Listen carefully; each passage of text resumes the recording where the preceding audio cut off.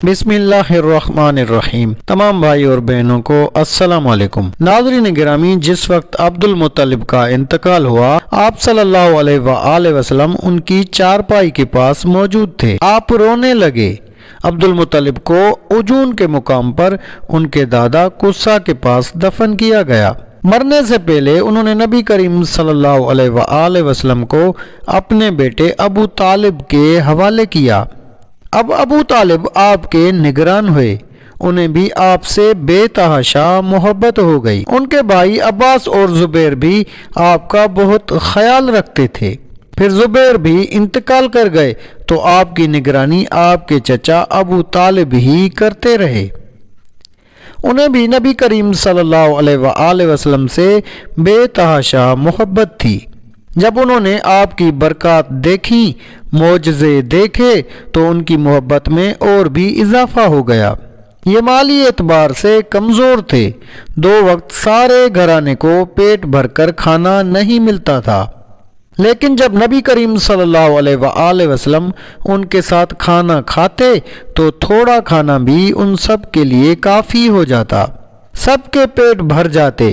اس لیے جب دوپہر یا رات کے کھانے کا وقت ہوتا تو اور سب دسترخوان پر بیٹھتے تو ابو طالب کہتے، ابھی کھانا شروع نہ کرو، میرا بیٹا آ جائے پھر شروع کرنا۔ پھر آپ تشریف لے آتے اور ان کے ساتھ بیٹھ جاتے۔ آپ کی برکت اس طرح ظاہر ہوتی کہ سب کے سیر ہونے کے بعد بھی کھانا بچ جاتا۔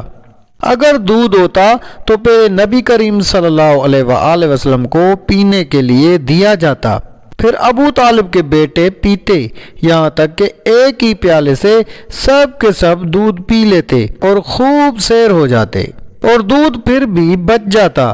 ابو طالب کے لیے ایک تکیہ رکھا رہتا تھا، وہ اسے ٹیک لگا کر بیٹھتے تھے۔ رسول اللہ صلی اللہ علیہ وآلہ وسلم تشریف لاتے تو آ کر سیدھے اس تکیے کے ساتھ بیٹھ جاتے۔ یہ دیکھ کر ابو طالب کہتے، میرے بیٹے کو اپنے بلند مرتبے کا احساس ہے۔ ایک بار مکہ میں قحط پڑ گیا، بارش بالکل نہ ہوئی۔ لوگ ایک دوسرے سے کہتے تھے، لات اور عزا سے بارش کی دعا کرو۔ کچھ کہتے تھے، تیسرے بڑے بت منات پر بھروسہ کرو۔ اسی دوران ایک بوڑھے نے کہا، تم حق اور سچائی سے بھاگ رہے ہو۔ تم میں ابراہیم علیہ السلام اور اسماعیل علیہ السلام کی نشانی موجود ہے، تم اسے چھوڑ کر غلط راستے پر کیوں جا رہے ہو؟ اس پر لوگوں نے اس سے کہا، کیا آپ کی مراد ابو طالب سے ہے؟ اس نے جواب میں کہا، ہاں میں یہی کہنا چاہتا ہوں۔ اب سب لوگ ابو طالب کے گھر کی طرف چلے۔ وہاں پہنچ کر انہوں نے دروازے پر دستک دی تو ایک خوبصورت آدمی باہر آیا۔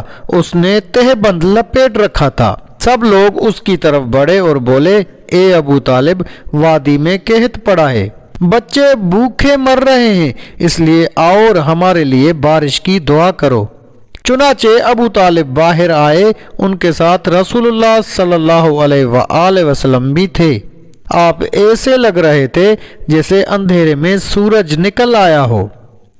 ابو طالب کے ساتھ اور بھی بچے تھے، لیکن انہوں نے آپ ہی کا بازو پکڑا ہوا تھا۔ اس کے بعد ابو طالب نے آپ کی انگلی پکڑ کر کعبے کا طواف کیا۔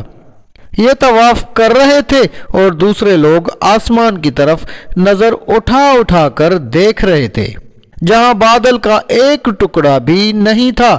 لیکن پھر اچانک ہر طرف سے بادل گر گر کر آنے لگے۔ اس قدر زوردار بارش ہوئی کہ شہر اور جنگل سیراب ہو گئے۔ ابو طالب ایک بار ذی الحجاز کے میلے میں گئے۔ یہ جگہ عرفات سے تقریباً 8 کلومیٹر دور ہے۔ ان کے ساتھ رسول اللہ صلی اللہ علیہ وآلہ وسلم بھی تھے۔ ایسے میں ابو طالب کو پیاس محسوس ہوئی۔ انہوں نے آپ سے کہا، بھتیجے مجھے پیاس لگی ہے۔ یہ بات انہوں نے اس لیے نہیں کہی تھی کہ آپ کے پاس پانی تھا، بلکہ اپنی بے چینی ظاہر کرنے کے لیے کہی تھی۔ چچا کی بات سن کر آپ فوراً سواری سے اتر آئے اور بولے، چچا جان آپ کو پیاس لگی ہے؟ انہوں نے کہا، ہاں بھتیجے پیاس لگی ہے۔ یہ سنتے ہی آپ نے ایک پتھر پر اپنا پاؤں مارا۔ जो ही आपने पत्थर पर पांव मारा, उसके नीचे से साफ और उम्दा पानी फूट कर निकला। उन्होंने ऐसा पानी पहले कभी नहीं पिया था। खूब सैर होकर पानी पिया। फिर उन्होंने पूछा, भतीजे क्या आप सैर हो चुके? नबी करीम सल्लल्लाहु अलैहि वसल्लम ने फरमाया, हाँ। आपने उसी जगह अपनी एड़ी फिर मारी और वो जगह दोबारा ऐसे खुश्क हो गई जैसे पहले थी। हजूर नबी करीम सल्लल्लाहु अलैहि वसल्लम चंद साल अपने दूसरे चचा जुबैर बिन अब्दुल मुत्तलिब के साथ भी रहे थे। उस जमाने में एक मर्तबा हजूर पाक सल्लल्लाहु अलैहि वसल्लम अपने उन चचा के साथ एक काफले में यमन तशरीफ ले गए। रास्ते में एक वादी से गुजर हुआ। उस वादी में एक सरकश ऊंट रहता था। गुजरने वालों का रास्ता रोक लेता था, मगर जो ही उसने नबी करीम को देखा तो फौरन बैठ गया और जमीन से अपनी छाती रगड़ने लगा।